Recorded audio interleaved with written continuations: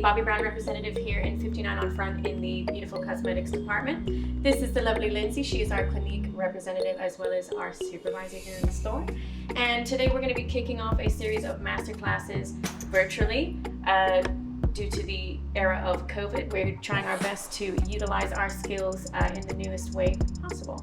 So we're going to be demoing a brow tutorial today on Lindsay, and I'm also going to be talking you through different brow options that we have here in store to offer. One size does not fit all when it comes to brows. One of the best phrases I've ever heard from Bobbi Brown herself is that brows are sisters, not twins. Therefore, there will be something for you whether you have a bushy brow or barely there brow. Okay, so today we are focusing more so on Bobbi Brown as a brand, but we also have loads of other counters in here that have different options to choose from, which you can always come and have a look at. But I have set out a nice little kind of selection of our products that you can choose from to do brows. We've got a brow kit, which includes powders. We've got brow pencil. We've got brow mascaras, and then we've got a selection of brushes. It doesn't have to be this extensive when you're at home, but this is just a nice selection for me to demonstrate here in the store.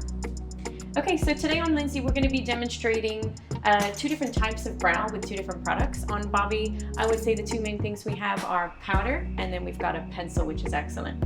So I'm going to be demoing both, one on each brow, and then you can choose kind of which one you like the look of more, or maybe which one you would find easier to do yourself at home.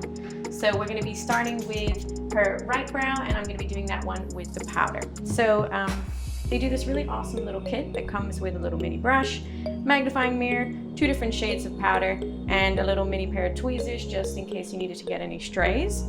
I am going to be using a slightly larger brush just for demo purposes. Okay, so first thing we're going to be doing to start is brushing the brow up. This makes such a massive difference when you're doing the brows. Even before you add any makeup, it makes all the difference to kind of brush the brows up. It instantly gives you a lift, and it can kind of help you start to map out your brow. So you can actually get disposable versions of these, the spoolies. They are technically for mascara application, but they're also really good for brows because sometimes brushes don't necessarily have them on, or your pencil might not necessarily have one as well. So we've brushed up the brow, and the next thing we're going to do is actually map our brow out, because sometimes people can tend to maybe not have a brow that goes all the way into the center of the face. The tail might not come out as far as they'd like it to, or in instances where somebody has perhaps lost their brow hairs due to alopecia or they're a cancer survivor, you might not have very much to work with at all. But have no fear, you can still do your brows. Okay, so we're going to start the center of the brow. We should usually use the side of the nose as like a guideline. We've got a little bit of product on our brush. We're going to kind of go along the side of the nose with the brush, and you can make a little dot to show where your brow, how far your brow should come in. It doesn't necessarily have to come in all that way, but we're going to start there. We've got the tail of the brow should typically be the edge of the nose. It's a little bit hard right now with everybody having a mask on, but I can kind of feel where Lindsay's nose is. And that should kind of hit towards the side of the brow and the end of the eye we should use as a guideline. So again, we can leave a little bit of a dot here. And then with our arch, it should kind of go again, the side of the nose and through the center of the eye if the person is looking forward. So just look straight forward for me and kind of straight through the pupil of the eye. And again, we can just leave a little mark. And now we have a brow to map out. So now we have our dots to kind of map out our brow. We're going to start filling it in. So I am going to take the lighter shade from the palette. It's quite handy to have two different colors because you may have a fuller brow in some areas more than others, but you can always come back to that. So we're going to start with our lighter color. We're going to pack on some product, and we're going to hold our angled brush in the same way that our hairs would naturally grow. So starting towards the center and the bottom of the brow, we're holding our brush to follow the shape of the brow naturally. We're going to start by following this natural arch of the brow. This is our pointer to where our brow starts in the center, and we're going to follow the natural shape here of the brow going along the bottom. So it's very like a gradual build up. You have to also make sure that you use a good shade for your brows. Typically you would want to go for something that matches your brow hairs as closely as possible, but obviously also consider your natural your natural hair color as well. So I always find it quite handy to start with our bottom line. Lindsay's got a pretty nice strong bottom line kind of heading this way. It's just really here that we needed to focus on.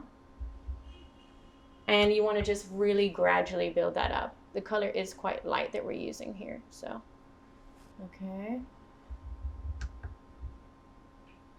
And don't be too concerned if you make any mistakes, if your lines aren't sharp. That's why we have our Q-tips over here, and we've also got some clean concealer brushes, which you can always use. We're going to show you that a little bit later to clean up our tails. Okay, so we've got our bottom line. Now we're going to head back to the center of the brow, so just turn your head slightly that way, this way for me. So this is where we've started our brow. I haven't gone all the way into the line just so that it doesn't look too false, but we want to keep this part super soft. Sometimes people can square off their brows, they can round it off, and it can look a little too intense. So we're going to keep it really soft. So again, we're going to move our brush as well so that it's kind of following the way that Lindsay's brow hairs grow naturally, and start to kind of do upward strokes.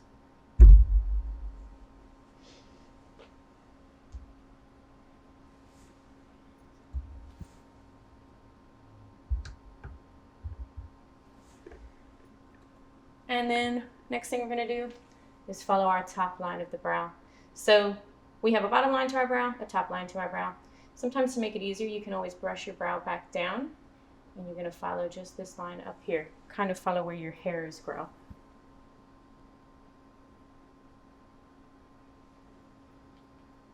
And we're very gradually building up our color.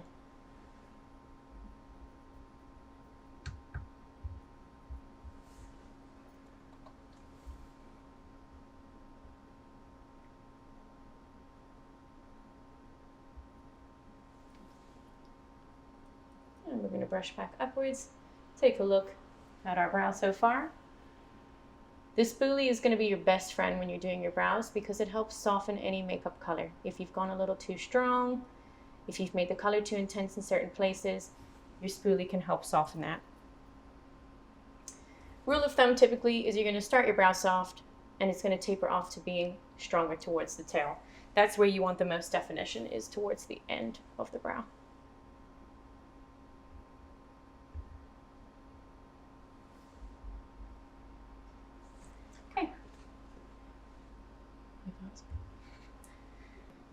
Okay, so now we have a nice basic outline of our brow. We've softened our center and we've sharpened our tail a little bit. We've got our mapped out area, so we've kind of used that as a guideline. And here is where you can use a Q-tip, one of your other best friends. Spoolie is your first best friend, Q-tip is your second. And you can use that to kind of clean up anywhere where it might not be as sharp as you want it to be, or as defined as you want it to be, or you want to maybe clean off where you've added your mapped out lines. So don't worry about precision. It doesn't have to be perfect because you can always clean up in the end. So I'm going to use the Q-tip to kind of soften and sharpen around our edges. Just turn your head to the left for me. So we can kind of use our lines as a guideline. I'm going to go just under here. Use the pointy side of our Q-tip just to sharpen that tail up a little bit. And if you feel like maybe you want to make it a little darker, we can take our deeper shade again and just use that towards our tail.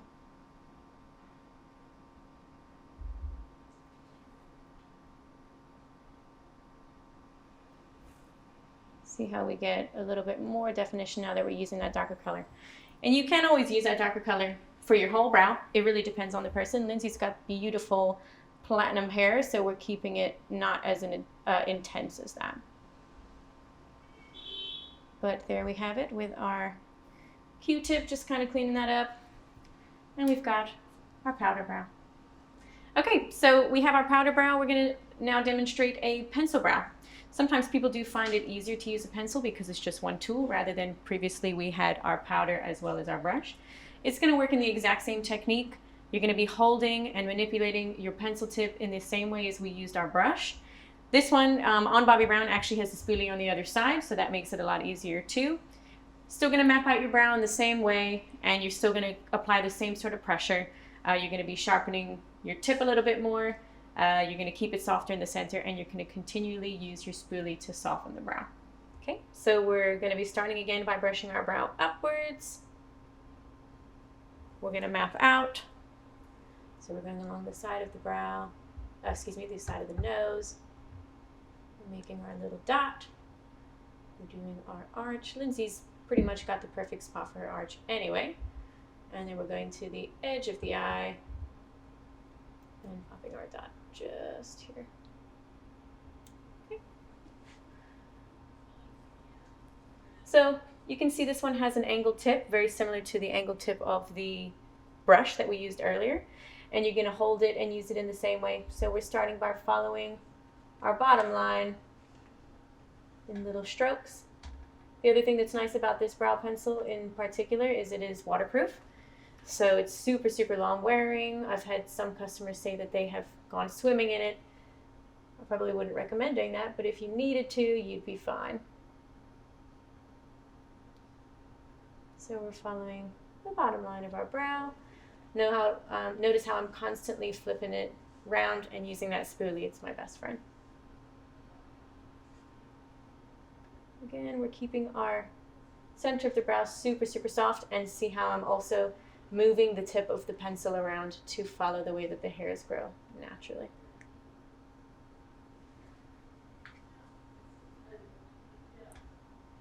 Just turn slightly this way again for me.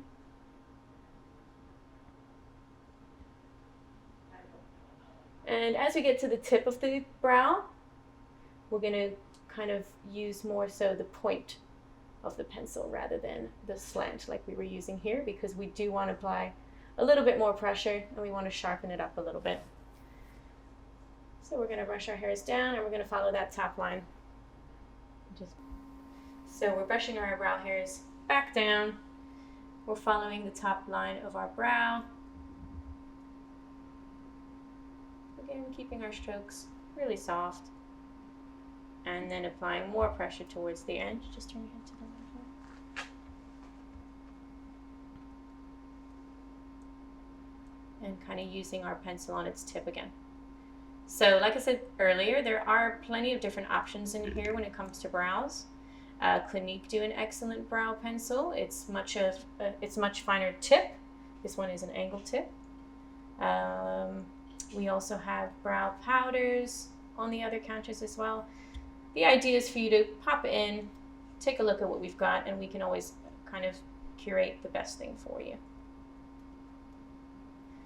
Okay, so we brush our brow back up. We're going to use our point. We're going to sharpen that tail. And then, like we did with the other one, we're going to take our Q-tip and we're going to sharpen the tail around the edges.